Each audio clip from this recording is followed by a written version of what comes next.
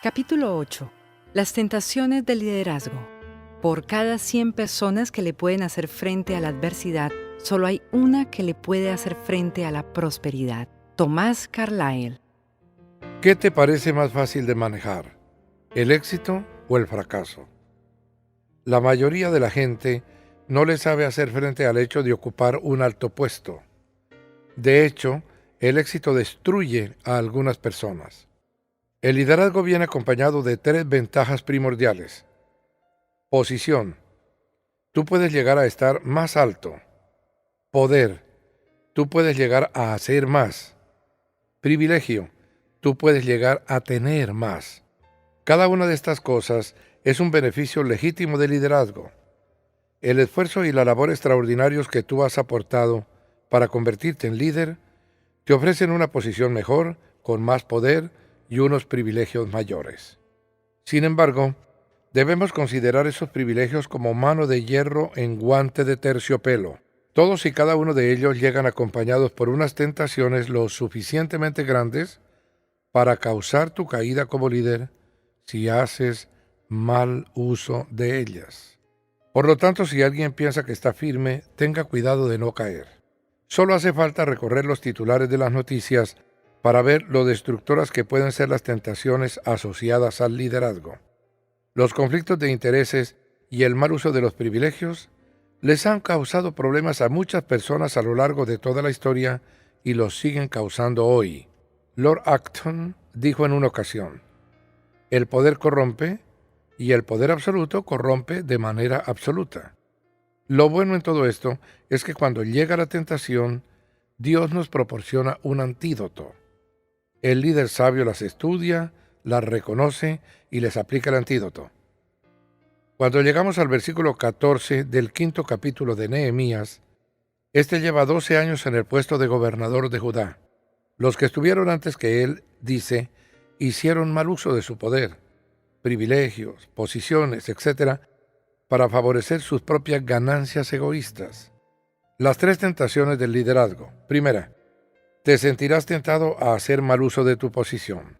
En cambio, los gobernadores que me precedieron habían impuesto cargas sobre el pueblo y cada día les habían exigido comida y vino por un valor de 40 monedas de plata. Los predecesores de Nehemías habían hecho unas exigencias poco realistas. Le cobraban al pueblo unos impuestos excesivos, le ponían unas cargas injustas y no tenían comprensión alguna por su situación. Aquellos hombres habían abusado de su posición. Tal vez tú hayas visto suceder esto. Alguien que tú conoces en tu trabajo, alguien con quien tú estuviste almorzando y haciendo bromas ayer mismo, recibe un ascenso y de repente se convierte en un pequeño dictador. El poder lo transforma. De repente comienza a tratar con menosprecio a los demás. Comienza a hacer unas exigencias excesivas que desmoralizan a la gente. El poder adquirido repentinamente puede hacer que pase esto. Segunda, te sentirás tentado a abusar de tu poder. También sus criados oprimían al pueblo. Aquellos dictadorzuelos habían adoptado el estilo de vida de los líderes opresores. Eran unos autócratas. Hasta sus criados, dice, se habían convertido en pequeños déspotas. Estaban haciendo un uso abiertamente incorrecto de su poder. Hay una diferencia entre ser jefe y ser líder. Aquellas personas habían sido colocadas en puestos de liderazgo, pero después habían hecho mal uso de su puesto y abusado de su poder. A nadie le gusta trabajar para un líder dominante, una persona cuyas palabras favoritas son: hágalo porque yo le digo que lo haga. Los tiranos exigen sin nunca explicar. El liderazgo no es señorío. Tercera, te sentirás tentado a sacar ganancia de tus privilegios. Cuando Nehemías se refiere al impuesto que me correspondía como gobernador, nos da a entender que el gobernador tenía una especie de cuenta ilimitada para sus gastos. Sin duda, la comida le era ofrecida al que se hallaba en aquel puesto como señal de gratitud, pero sus predecesores habían hecho mal uso de aquel privilegio. Por lo general, a los líderes se les paga más, reciben más beneficios adicionales y se les concede más libertad en su calendario de trabajo y en su cuenta de gastos. El liderazgo tiene sus privilegios, pero hay mucha gente que no sabe cómo manejar todo esto. En cambio yo, por temor a Dios, no hice eso. Nehemías era un líder fuera de lo común. No era conformista y no seguía los esquemas que se esperaba que siguiera. ¿Qué lo hacía tan distinto a sus predecesores? Desde el año 20 del reinado de Artajerjes, cuando fui designado gobernador de la tierra de Judá, hasta el año 32, es decir, durante 12 años, ni mis hermanos ni yo utilizamos el impuesto que me correspondía como gobernador. Durante el periodo en que Nehemías fue gobernador, vemos los siguientes datos acerca de él. Nunca recibió sueldo, nunca usó una cuenta de gastos, se negó a exigir impuestos, se negó a comprar terrenos para obtener ganancias, les pagaba a sus criados de sus propios ingresos personales para que hicieran trabajos públicos y alimentaba a diario a más de 150 personas con sus propios fondos personales. Básicamente, Nehemías está diciendo, no tomé dinero alguno ni gané nada. ¿Cuántos políticos te vienen a la mente que rechazarían voluntariamente la oportunidad de obtener ganancias materiales? ¿Cuál era el secreto de Nehemías? ¿Qué hizo que no abusara de su poder, de su puesto y de sus privilegios? La manera de mantener tu integridad como líder. Primero, debes hacer más profunda tu reverencia hacia Dios. Nehemías tenía más interés en agradar a Dios que en agradarse a sí mismo. En cambio yo, por temor a Dios, no hice eso, dice. ¿Qué significa ese temor reverencial hacia Dios? En primer lugar, tengo ese temor hacia Dios cuando me doy cuenta de que fue Él quien me puso en esta posición de liderazgo. Nehemías nunca había olvidado que había sido Dios quien lo había enviado a Jerusalén con la encomienda de reconstruir los muros. La exaltación no viene del oriente, ni del occidente, ni del sur, sino que es Dios el que juzga. A unos humilla y a otros exalta. Los grandes líderes se dan cuenta de que solo son mayordomos. Comprenden que el mundo no es de ellos, ni lo es la iglesia o su negocio. Solo son los gerentes, los mayordomos, los conserjes encargados de las propiedades de Dios. Los ascensos vienen de Dios, no de la gente. Alguien dijo en una ocasión, no hace falta conocer a los hombres clave si se conoce al hombre que tiene las llaves. En segundo lugar, tengo temor reverencial hacia Dios cuando comprendo que Él me va a pedir cuentas. Nehemías retó a los que estaban abusando de sus vecinos preguntándoles, ¿no deberían mostrar la debida reverencia a nuestro Dios? La Biblia dice que el principio de la sabiduría es el temor del Señor. Una de las razones por las que tantas personas piensan que se pueden salir con la suya y seguir haciendo lo que no deben es que no tienen temor de Dios. Piensan que pueden jugar con el fuego y salir airosos. Obedezcan a sus dirigentes y sométanse a ellos, pues cuidan de ustedes como quien tiene que rendir cuentas. Obedézcanlos a fin de que ellos cumplan su tarea con alegría y sin quejarse, pues el quejarse no les trae ningún provecho. Este versículo me asusta. ¿No te asusta a ti? Debería hacerlo. Dios me va a juzgar a mí y también te va a juzgar a ti. No hay autoridad dada por Dios que no venga acompañada de responsabilidad. La Biblia dice que los pastores y los líderes tendrán que rendirle cuentas a Dios. Hermanos míos, no pretendan muchos de ustedes ser maestros, pues como saben, seremos juzgados con más severidad. Eso es lo que significa tener temor reverencial hacia Dios. Lo reverenciamos cuando le decimos, tú me pusiste aquí y me vas a pedir cuentas de lo que haga con este privilegio. El líder debe guardar reverencia hacia Dios a base de mantener un profundo respeto hacia Él. Segundo, desarrolla el amor por la gente. A mi mesa se sentaban 150 hombres entre judíos y oficiales, sin contar a los que llegaban de países vecinos.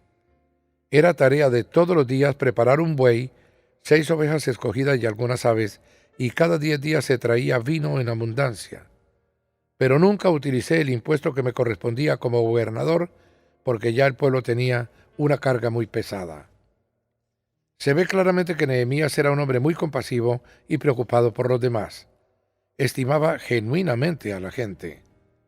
Se enojó cuando unos explotaban a otros y fue generoso con lo que se le había dado. Los perdedores se centran en lo que pueden conseguir. Los líderes se centran en lo que pueden dar. Y David los pastoreó con corazón sincero, con mano experta los dirigió. Este es uno de los grandes versículos de mi vida. En una paráfrasis bíblica dice, los pastoreó con generosa entrega. yo le pido a Dios que me permita pastorear con integridad y con habilidad. Al estudiar a los líderes, tanto buenos como malos, he hallado que aquellos que abusaban constantemente de su poder no amaban a su pueblo. Los que abusan del poder no tienen temor reverencial hacia Dios y no aman a su pueblo. Así nosotros, por el cariño que les tenemos, nos deleitamos en compartir con ustedes no solo el Evangelio de Dios, sino también nuestra vida. Tanto llegamos a quererlos. Si tú amas de veras a la gente, no abusas de ella ni haces mal uso de las personas. Cuando oí sus palabras de protesta, me enojé muchísimo. Cuando tú ves que hieren a alguien a quien amas o que abusan de él, ¿te enojas? El enojo de Nehemías sobre las injusticias que había presenciado es evidencia de su amor por el pueblo. Tercero, disciplínate para buscar las recompensas eternas. Recuerda, Dios mío, todo lo que he hecho por este pueblo y favoréceme. ¿Por qué Nehemías no cayó en los mismos abusos de sus predecesores? Te podría sugerir que esto no sucedió porque su perspectiva era la eterna. No estaba mirando ahora a lo temporal, sino al futuro. Los líderes que estaban abusando de su puesto, de su poder, de sus privilegios, estaban explotando al pueblo. Su único anhelo era adquirir riquezas personales.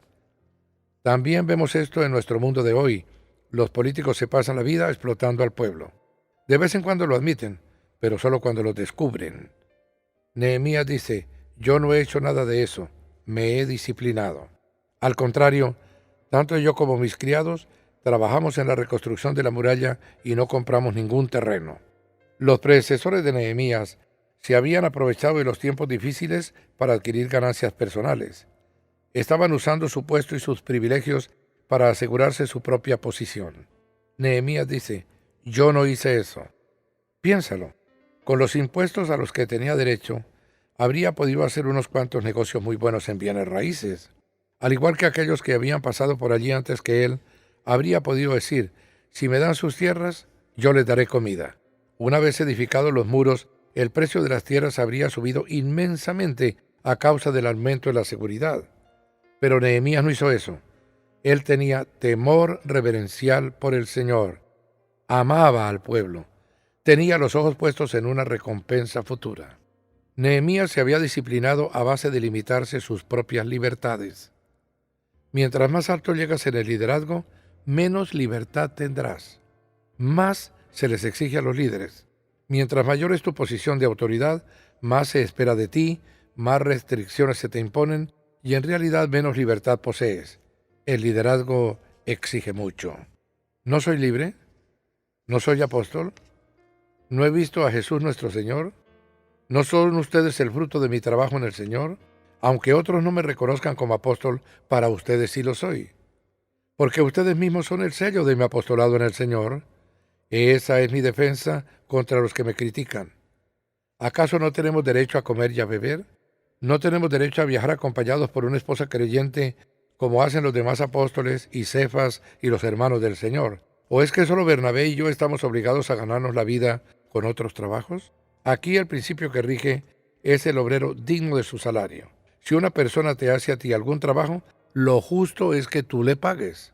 De acuerdo con la ley judía, cuando un buey estaba trillando en círculo el grano para convertirlo en harina, no se le permitía que le pusieran bozal. Se consideraba algo inhumano. Al buey se le permitía que comiera del mismo grano que estaba trillando.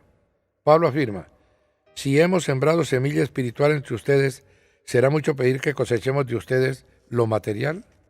Si otros tienen derecho a ese sustento de parte de ustedes, ¿no lo tendremos aún más nosotros? Los que están dedicados por completo al ministerio tienen el derecho de que se les pague por esa dedicación total.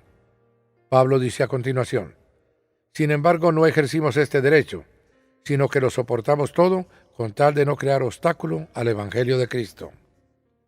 Porque él entendía el papel que le correspondía como líder, estaba dispuesto a limitar su libertad. Los perdedores centran la atención en sus derechos. Los líderes la centran en sus responsabilidades. Los perdedores dicen, yo tengo mis derechos. En cambio, el líder reconoce, yo tengo mis responsabilidades. Por ser gobernador, Nehemías tenía una gran cantidad de derechos. En este pasaje se refiere a ellos en dos ocasiones. Ni mis hermanos ni yo utilizamos el impuesto que me correspondía como gobernador. Al ser nombrado gobernador, Nehemías se había convertido en el hombre más importante de aquellas tierras. Solo era responsable ante el rey Artajerjes directamente, y éste se hallaba a 1.300 kilómetros de distancia. Podemos decir con tranquilidad que Nehemías no conoció las frustraciones asociadas con la microgerencia. Durante 12 años, había sido el hombre más importante de la nación sin tener que responder ante nadie. No obstante, no abusó del poder. Tenía el poder necesario para resistirse ante las tres tentaciones porque hacía estas tres cosas. Tenía temor reverencial por el Señor, amaba al pueblo y se disciplinaba a sí mismo para mirar hacia las recompensas de la eternidad. Era un hombre decidido. Tal como dice en el versículo 16 del capítulo 5, se había consagrado a la obra del Señor. No tenía tiempo para los conflictos de intereses. Estaba comprometido con la labor que Dios le había encomendado. Sabía que tenía que levantar una muralla, no un imperio personal. Enriquecerse no era una de sus prioridades personales. Si Nehemías hubiera permitido que lo desviara la búsqueda de las riquezas, tal como lo habían hecho los gobernadores anteriores a él, ¿crees que habría podido terminar los muros con tanta rapidez como lo hizo? Él decía, Dios me encomendó un trabajo y no he venido aquí para hacer ninguna otra cosa. No voy a desviar mis energías hacia ninguna otra parte. Yo he conocido pastores que se han dedicado a ventas como trabajo secundario. No ven cuánto tiempo les están tomando en esta labor y después se preguntan por qué su iglesia no está creciendo, porque sus intereses están divididos. Las personas no saben si el pastor está haciendo amistad con ellas a fin de ganarlas para el Señor o a fin de ganarse un nuevo cliente. Nehemías se había disciplinado en todos los aspectos. ¿Qué motivó a Nehemías a aceptar la responsabilidad por los israelitas de Jerusalén sin tener sobre sí otra autoridad más que la de Dios? Yo creo que era el mismo anhelo que había motivado a Moisés. La palabra nos dice, Moisés prefirió ser maltratado con el pueblo de Dios a disfrutar de los efímeros placeres del pecado. Seamos sinceros, el pecado es algo deleitoso, es divertido. Si no lo fuera, nadie se sentiría tentado a pecar. Pero la palabra habla de los efímeros placeres del pecado. Tanto Nehemías como Moisés sabían que hay que pagar un precio por esos efímeros placeres del pecado. Como tenían los ojos puestos en una recompensa futura, prefirieron ser maltratados con el pueblo de Dios antes que disfrutar del pecado por un poco de tiempo. En la historia del mundo, hay pocos personajes que hayan tenido mayor potencial para el poder, los privilegios y la posición como Moisés. Era el segundo hombre en la corte de un faraón sin herederos. Se hallaba en línea directa para suceder al faraón y convertirse en el líder de Egipto, la nación más próspera del mundo en aquellos tiempos. Como tenía los ojos puestos en un premio eterno, dejó voluntariamente todo aquello para guiar a un montón de esclavos a través del desierto. Renunció al poder, la posición y los privilegios, las mismas cosas que la mayoría de nosotros nos pasamos la vida tratando de alcanzar. Sus valores eran los correctos porque lo era su visión. Mantenía los ojos puestos en la recompensa del futuro. El líder es tentado a utilizar su liderazgo para obtener ventajas personales. Tú mismo vas a ser tentado. Para poder resistir, necesitas preguntarte constantemente, ¿por qué estoy haciendo lo que estoy haciendo?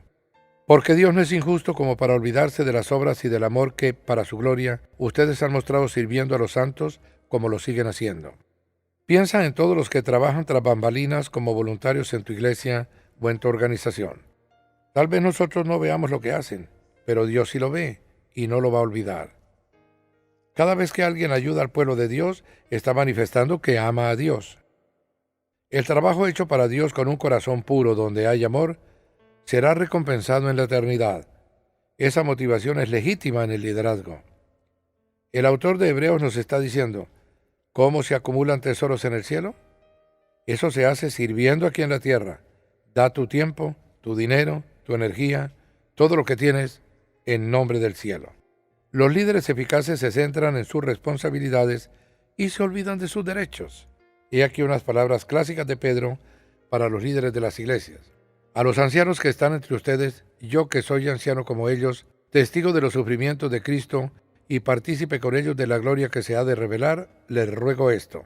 Cuiden como pastores el rebaño de Dios que está a su cargo, no por obligación ni por ambición de dinero, sino con afán de servir, como quiere Dios. No sean tiranos con los que están a su cuidado, sino sean ejemplos para el rebaño. Así, cuando aparezca el Pastor Supremo, ustedes recibirán la inmarcesible corona de gloria. El Nuevo Testamento utiliza 3 palabras diferentes para hablar de los líderes, y todas aparecen en este mismo pasaje. Anciano, presbutes, es la palabra griega de donde viene la palabra presbítero y presbiteriano. Esta iglesia llama ancianos a sus líderes. Pastor, que se explica por sí misma.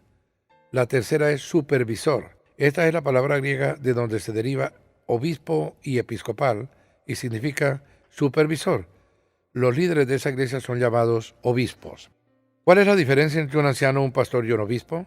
Ninguna. La Biblia usa 3 palabras griegas distintas para referirse a las mismas personas. Pedro usa aquí las 3 palabras para asegurarse de captar la atención de todos los líderes.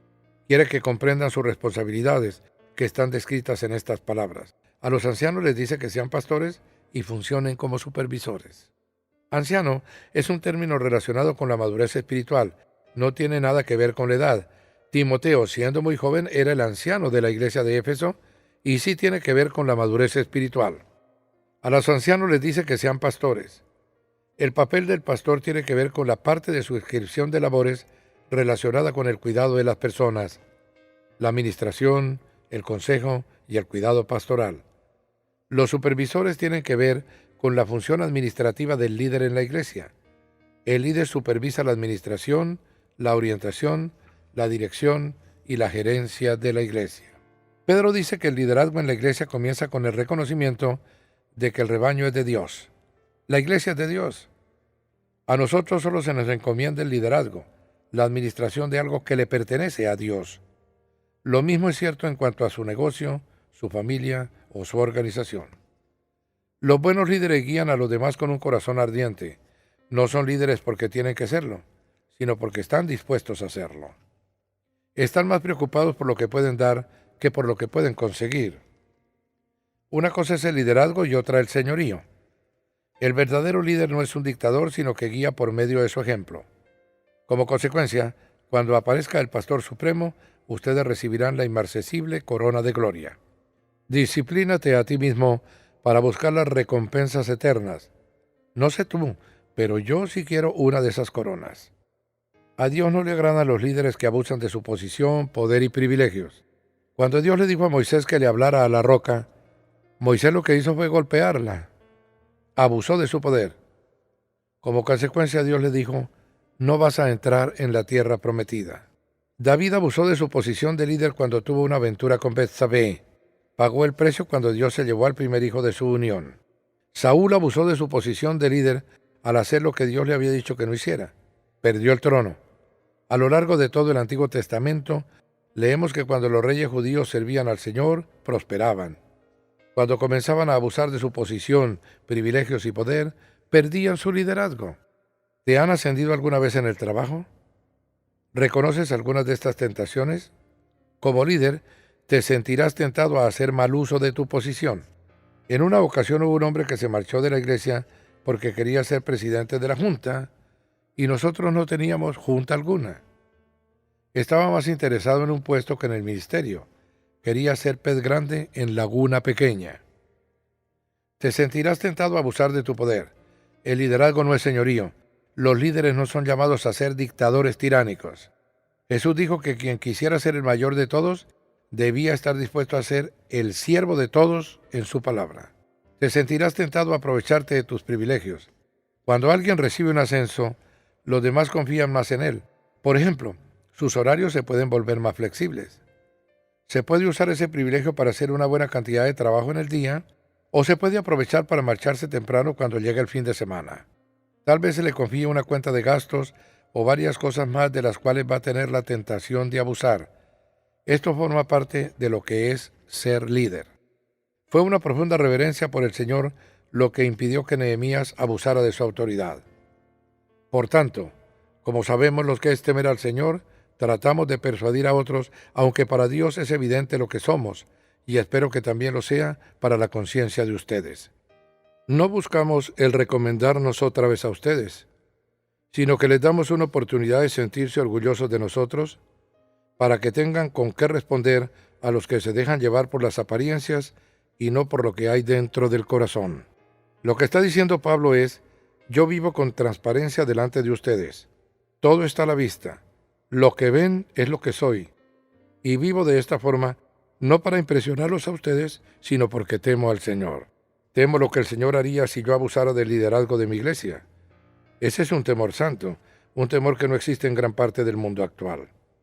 Es una reverencia ante Dios que dice: Dios me puso aquí, me trajo a este puesto y me va a pedir cuentas. Por tanto, no puedo abusar de esa situación en particular.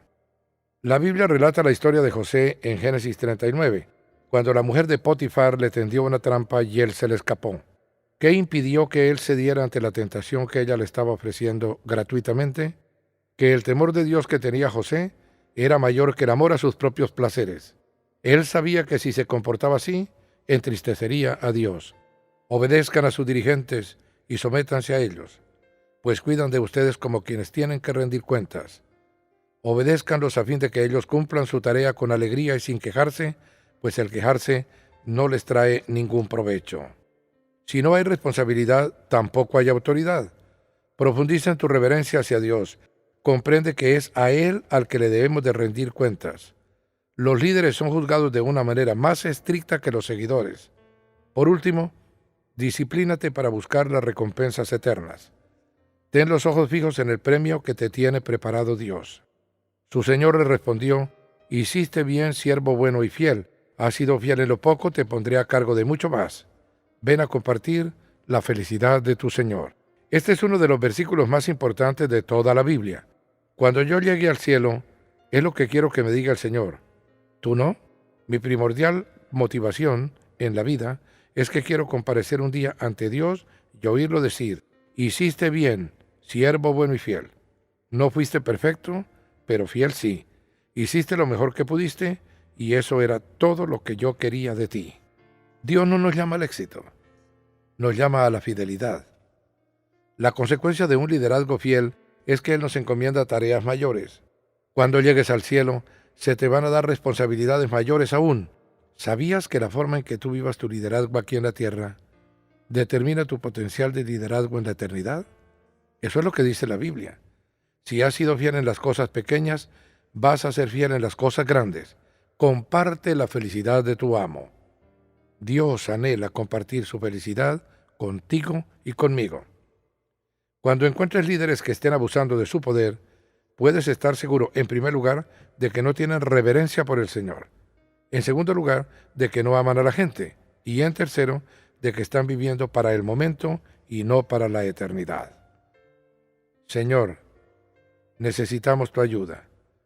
Te pido que me ayudes a ser un líder íntegro como David, pastor con corazón íntegro y manos hábiles. Ayúdanos a todos a ser líderes en los puestos que nos has dado en nuestra familia, nuestra escuela, nuestro negocio, nuestro grupo pequeño o donde quiera que nos hayas llamado. Queremos guiar con integridad y esfuerzo, trabajando duro, y necesitamos tu ayuda para hacerlo.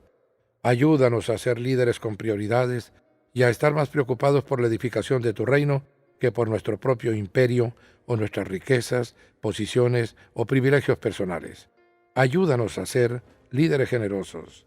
Señor, nos has mostrado lo generoso que fue Nehemías.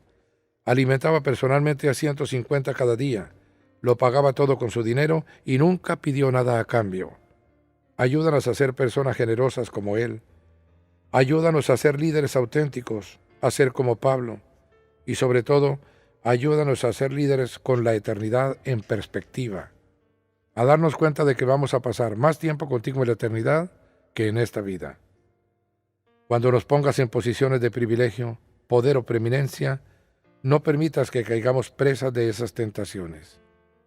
Haznos como Nehemías, hombres y mujeres íntegros. Eso es lo que te pedimos en el nombre de Jesús. Amén. Guía para la aplicación del principio del capítulo 8. Las tentaciones del liderazgo. Aplicando los propósitos de Dios. Comunión. Luchar con la tentación puede ser más fácil en compañía que solo. ¿En qué área te sientes más tentado a abusar de tu poder como líder? ¿Como un grupo pequeño o incluso un socio de confianza puede ayudarte a identificar esta área de vulnerabilidad para desarrollar un carácter más reverente? Considera recibir esta ayuda. Pídele a Dios que te dé la valentía para ser el líder que Él quiere que seas. Discipulado. Como líder, nada es más importante que ser una persona íntegra. Siempre tenemos que hacer lo correcto, y eso no es fácil. Hasta los líderes necesitan héroes, los modelos correctos a seguir. En toda la historia, solo hay una persona que siempre hizo lo correcto y tuvo éxito.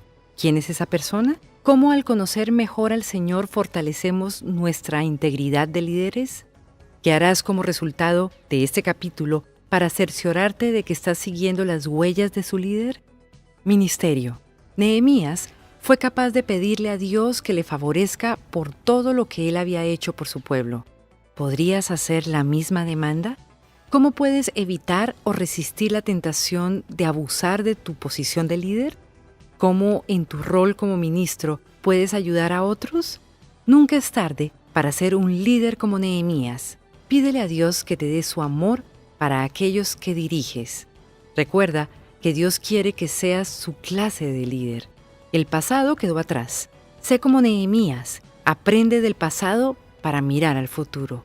Evangelismo. En ningún otro aspecto el liderazgo puede tener más peso eterno que en nuestra habilidad de atraer a otros a Cristo. La gente nos mira. Si caemos, ¿qué dirá eso de Dios? Date cuenta de que como líder, tu desempeño puede impactar a otros para la eternidad. ¿Cómo afecta esto las decisiones y elecciones que tú haces? Las decisiones que tomas puede que no afecten tu desempeño, pero el cómo lideras tiene mucho que ver con la forma en la que otros ven a Cristo en ti. ¿Qué cambios debes hacer para asegurarte que reflejas al Dios de amor? Adoración. El temor a Dios es la clave para evitar las tentaciones del liderazgo. Esto se refleja en las palabras de Nehemías en el versículo 15. En cambio yo, por temor a Dios, no hice eso. ¿Reconoces que la mano de Dios te colocó donde estás? ¿Te das cuenta de que Él te apoya con responsabilidad en el rol que te asignó? ¿Te gustaría escuchar a Dios decir, bien hecho, mi buen y fiel siervo? ¿Deseas agradar a Dios o a ti mismo? No es una pregunta fácil. ¿Qué puedes hacer para asegurarte que escucharás y obedecerás la voz de Dios la próxima vez que te veas tentado a abusar de tu posición? Puntos de reflexión.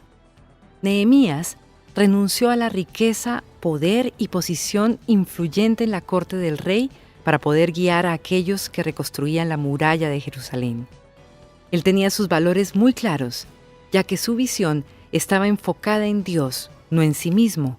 Esta fue la clave para sobrellevar la tentación. ¿Cuál de los pasos que has leído en este capítulo te han impactado más? Pregúntale a Dios cómo Él quiere que mejores en esta área. Recuerda el capítulo 3. Haz un plan para trabajar en tus debilidades personales y convertirlas en fortalezas. Porque Dios no es injusto como para olvidarse de las obras y del amor que para su gloria ustedes han mostrado sirviendo a los santos como lo siguen haciendo. Hebreos capítulo 6, versículo 10. ¿Qué clase de líder quieres llegar a ser? ¿Estás llamándole a Dios para algo extraordinario? En el próximo capítulo, echemos un vistazo a los secretos de los líderes súper victoriosos.